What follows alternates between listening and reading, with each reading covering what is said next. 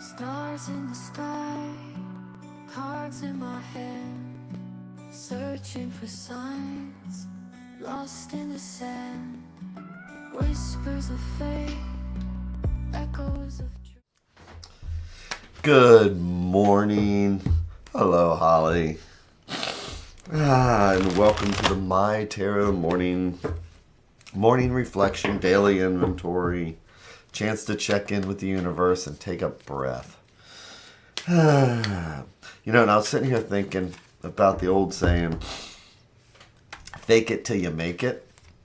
So it's kind of like coming in here in the morning. When did reading about, meditation, put your feet flat on the floor, shoulders, comfortable, then the neck. I just wonder when reading that went from, I'm now following instructions, to now it's even when I'm sitting there and I'm about to do a reading, it becomes automated. So it's one of those positive repetition things. And I just thought that was interesting. This weekend I did an event. I did for a restaurant, and the people in there were amazing. I mean, it literally was more like a family. And I mean, all these people were between the ages of like 18 and 40, and they'd been working there together already for years. And but it was just interesting to first see that every time I was sitting there and I would take a breath and I would find myself relaxing, and then looking across at other people and just wondering, when is the last time their shoulders came down? But it's repetition. It's about about habit, so that our bodies, even when we don't even think about it, can automatically do the light switch. So if you have something positive, do it 10 days in a row and see what happens. See if it becomes automated. It's a lot of talk for trying to explain something simple, right? Actually, I think it's more like me just going through in my head all the thoughts from the weekend. I'm still organizing, because it really was a kind of an emotional event. The people were they really interconnected. Even their stories when doing the readings interconnected. So, and they didn't know it, but I got to hear 8 people, and it was all different variations on a group story. So interesting. Anyway, what am I doing here other than rambling? I am going to do our tarot spreads this morning.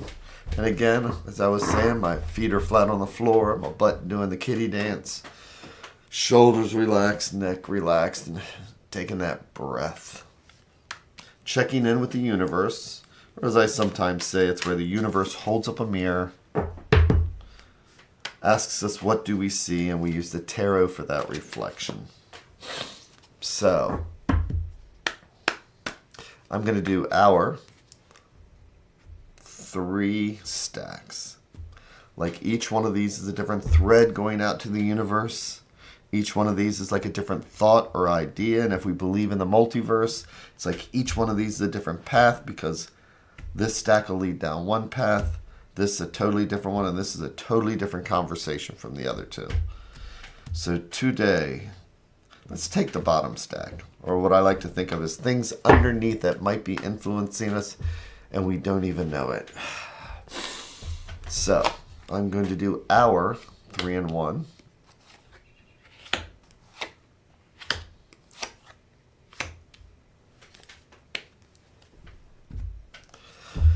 And I'll flip them over one at a time like we're reading the Pages OA book.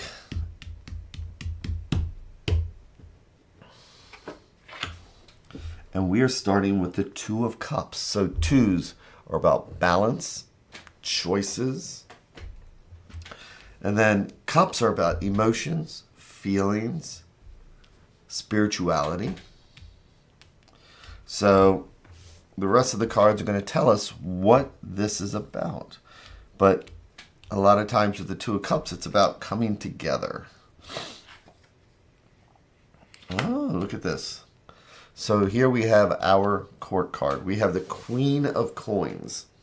So queens, as I always say, cards are not male or female. It's masculine energy, feminine energy. And so queens are the matriarch. They're the mother. That is our instinct to take care of people around us. It's our nurturing instinct. And coins are about home, health, finances, and all those things that keep us grounded. So here we have the Two of Cups, and she's kind of staring right across at the Two of Cups. And she is very grounded. So she does have all the emotions. She's chocked full of emotions, but she's chocked full of wisdom.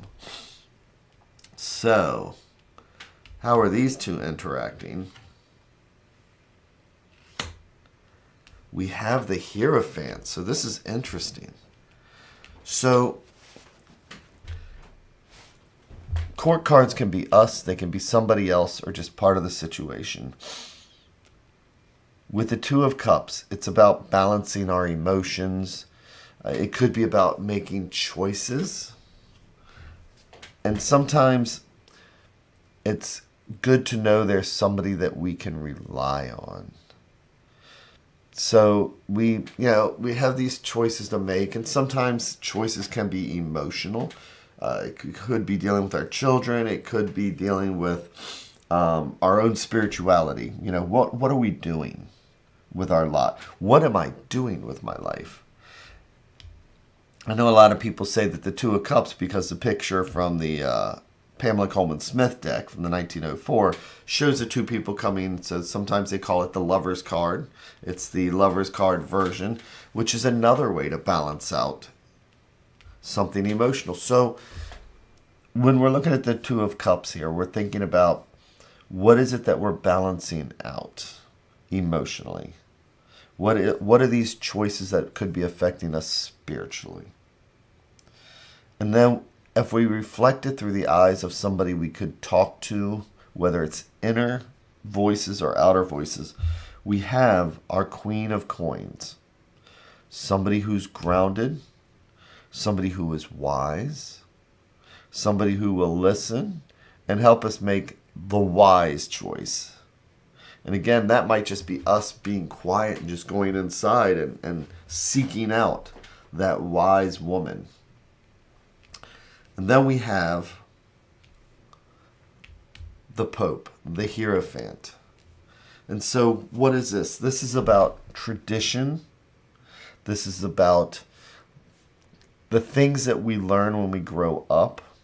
It's also about rules. So when we look at the Pope, we look at the things in our day-to-day life. What gives us our rules? What gives us our guidance? What gives us, this is, with the Pope card, it's like, what are we supposed to do?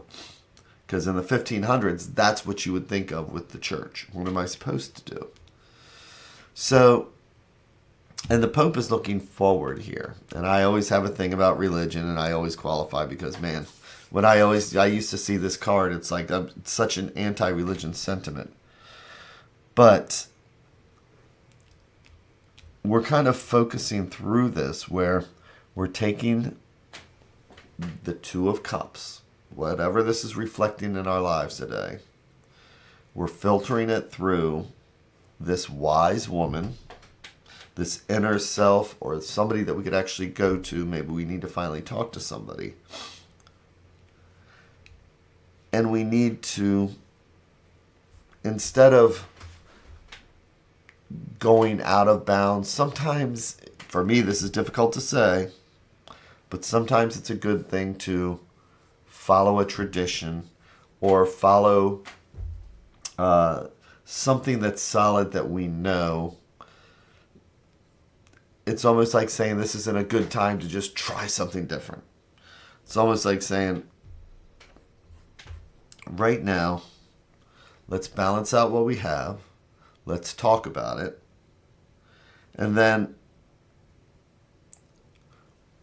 what have we learned? And let's go forward with that. Let's go forward with what is grounded. But let's take a look at the advice card.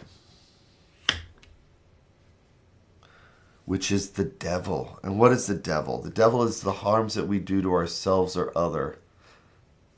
The devil is all the bad habits that we may have. People will throw out in the books, they say things like addiction, which is a great example because, as you can see, that we get bound to our habits. It's not like we're chained to them, because at any time, if we just tip this upside down, those are we're loosely bound to these. It would just simply fall off and we'd no longer be chained to the devil.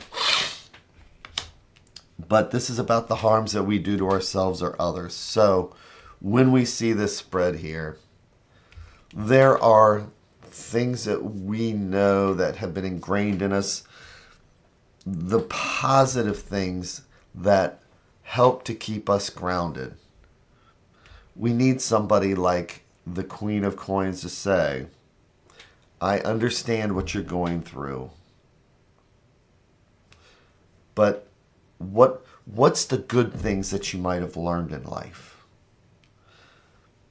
What is it that helps to ground us? And again, if this is an institution, or if this is a family tradition, or if this is just something that we've developed on our own, because I have my own traditions now. I don't go to church. I don't have a family, but I've leaned on other people's traditions. The main thing is about what is it that might be causing us grief. What do we have here? The Pope, a teacher. Yes, that's exactly it. The Pope, especially in the books, they'll tell you, is like a teacher. It's about learning stuff. It's about, my way may not have worked. My way may not have worked. Maybe I need to see somebody else, talk to somebody else, and filter it through this very masculine card, this very feminine card. It's about finding that Two of Cups balance, but filtering it through those around us that might be able to help us. And not letting this be the filter that dictates what we're going to do.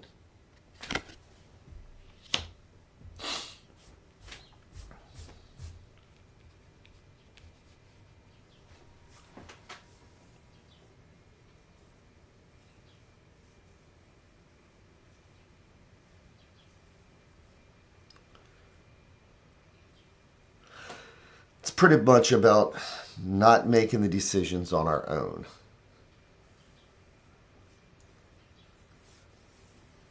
And sometimes spiritual guides, when we go in and look for that inner wisdom, we might not be doing it on our own. But I think this is more of an external thing.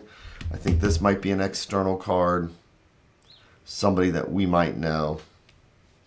But I think this is about not taking our choices and not trying to figure them out on our own. Things that are causing us problems that we do to ourselves or others. Finding a balance and not trying to figure it out on our own.